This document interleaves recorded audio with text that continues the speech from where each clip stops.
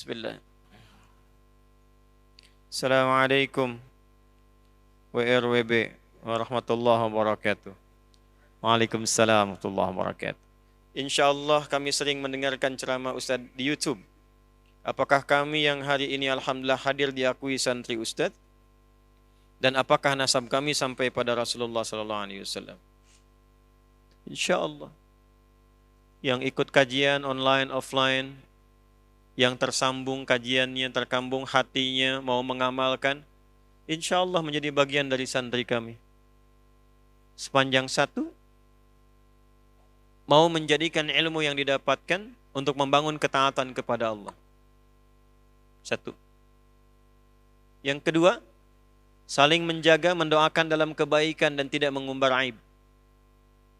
Yang ketiga, menggunakan ilmu yang didapatkan untuk membangun kemaslahatan dalam berkehidupan, berkhidmat, membangun persatuan, menjauhi perpecahan, jauhi yang jelek-jelek.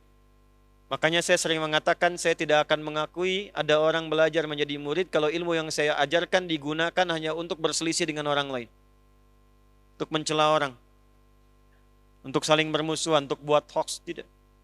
Kita tuh belajar supaya imannya menguat, makin ingat Allah, pengen tobat, pengen meningkatkan amal soleh, pengen berbuat baik, pengen punya teman banyak. Antum berislam itu untuk menyatukan, bukan untuk memecah. Mencintai, bukan untuk saling menjauhi. Menyatukan. Ya. Kemudian yang kedua, ilmu supaya meluas. Itu yang dimaksud Quran surah 58 ayat ke-11. Yarfa'illahu alladhina amanu minkum walladhina utul ilma darajat.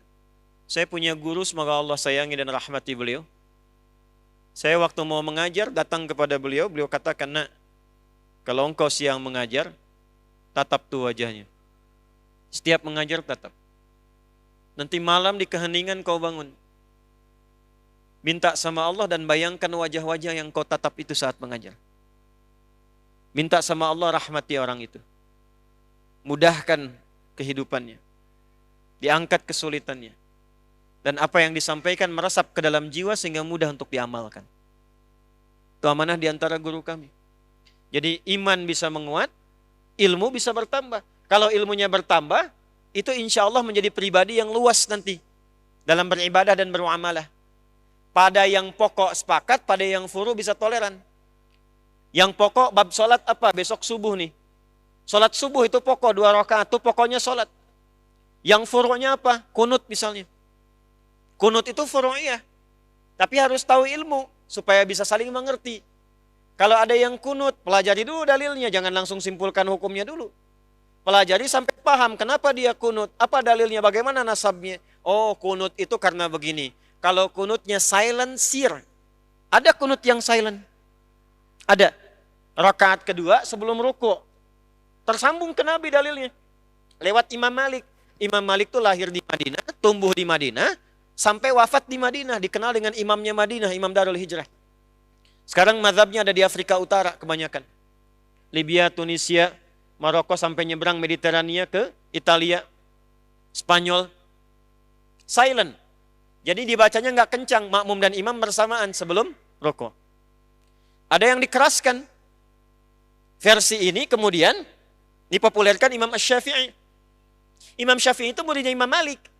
Cuman memilih riwayat yang jahar.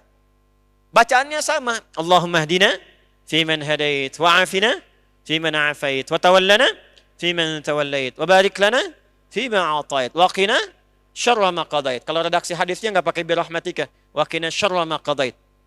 Ya, birahmatika itu tambahan untuk melengkapi doa. Ya. Kemudian ada versi yang nazilah saja.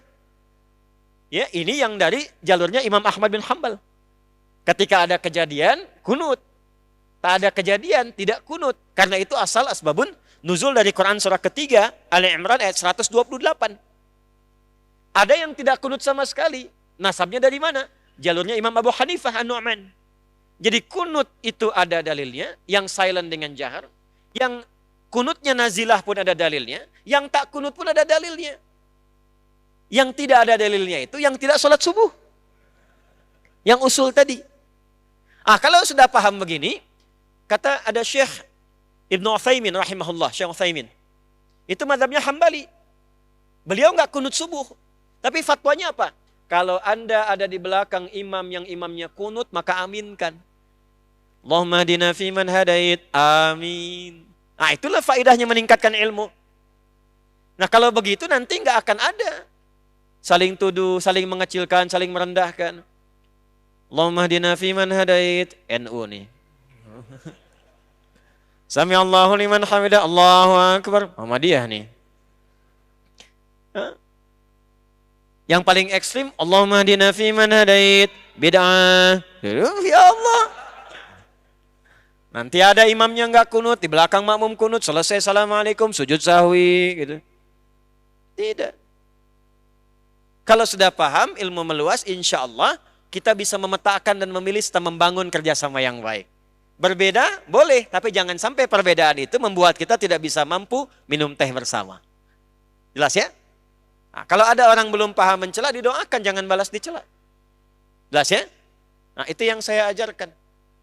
Saya menerangkan nanti secara komprehensif. Ini begini, begini. Anda mau pilih yang mana silahkan, itu tarjih namanya. Saya nggak bisa paksa Anda. Saya misalnya dalam Al-Fatihah saya memilih yang bismillah. Dijaharkan bismillahirrahmanirrahim. Tapi ada 70 hadis, Anda boleh jahar, boleh silent, boleh nggak dibaca sama sekali. Boleh juga dibaca rakaat pertama keras, selanjutnya tidak. Ada 4 cara. Syekh Sudes itu, beliau mazhabnya Hambali, bacanya sir. Tapi waktu ke Istiqlal ke Indonesia, pakai yang keempat. Rakaat pertama dijaharkan, keduanya disirkan. Ya, Imam Malik gak baca bismillah, langsung alhamdulillah. Seperti Imam Abu Hanifah juga demikian. Ada 4 cara. Tapi kan gak mungkin kita memilih keempat-empatnya. Saya ingin melengkapi semuanya. Bismillahirrahmanirrahim. Bismillahirrahmanirrahim. Gak dibaca sama sekali. Gak bisa. Nah, yang 4 itu namanya manhaj. Ketika dipilih salah satu namanya madhab. Ma dhahaba ilaihi. Apa yang cenderung untuk diambil dan diamalkan, maka disingkat ma dhahaba ilaihi menjadi madhab. Imam Syafi'i pilih yang jahar, madhabnya Imam Syafi'i. Bukan pendapat, bukan kelompok, tapi mengambil jalur yang tersambung ke Nabi, pilih salah satu. Sebab gak mungkin 4-4-nya. Imam Ahmad bin Hanbal pilih yang sir, silent. Imam Malik, Imam Abu Hanifah pilih yang gak pakai bismillah, langsung alhamdulillah. Semua ada jalurnya. Yang salah yang tidak salah. Jelas? Nah, jadi tidak ada hubungan dengan ormas di sini. Tidak ada hubungan dengan kelompok-kelompok dan sebagainya. Dipilih boleh, tapi jangan saling merendahkan. Paham? Nah, itu yang belajar dengan saya, nanti saya sampaikannya begitu. Silahkan pilih, tapi saling menghormati sesuai ilmu. Kalau belum tahu, tanyakan. Ya, tak kenal maka ta'aruf. Ya, ta'aruf, tak kenal tak sayang. Ya kan nggak harus kenal istri tetangga langsung sayang kan? Ya, antum nih ya, hei. Nah ini ya, boleh jadi santri saya boleh. Ada yang formal boleh. Yang formal itu dari yang lembaga pendidikan KB sampai pesantren. Ada yang formal khusus mulazamah. Setahun itu 20 sampai 25 orang. Tahun ini dibuka akhwat di tempat khusus. Itu kami siapkan tempat. Nggak boleh bayar, nggak boleh apa-apa, kami yang siapkan semuanya. Belajar. Nanti dikirim keluar supaya memperdalam. Tahun ini dibuka pendaftaran, masih sampai akhir pekan ini. Selesai nanti kami seleksi, diterima 25 orang. Dengan saya sepekan, saya langsung kirim ke Mekah untuk belajar dulu sambil umrah. Balik lagi nanti setahun dengan saya belajar. Ada yang mira, santri mira, ikut di online, silahkan. Nanti setelah pesantren sedikit selesai nanti bisa ditempati, diundang belajar di sana. Ya, sepekan, weekend belajar, nanti 3 hari pulang boleh. Makanya dibangunnya sama-sama, makanya wakaf. Saya nggak punya sedikit pun aset, tidak ada, semua wakaf. Tanahnya, ininya semua. Saya cuma numpang ngajar dan minta sedikit sepetak untuk kuburan di situ. Selebihnya nanti diteruskan sama yang belajar itu. Hidupnya begitu aja. Nah, setelah itu kita berusaha memakmurkan negeri kita. Belajar itu harus memakmurkan tempat yang kita pijak. Itu amanat. Wa idh qala rabbuka lil malaikati inni ja'ilun fil ardi khalifah. Fil ardi kita di Indonesia sekarang. Maka Indonesianya kita bantu makmurkan. Antum kalau muslim punya tanggung jawab itu membantu bangsa ini makmur. Apa profesi Anda? Dosen. Ajarkan mahasiswa supaya pintar bangun bangsa. Anda belajar apa? Jurusan apa? Kimia, fisika, sampai keluar jadi ilmuwan. Pulang.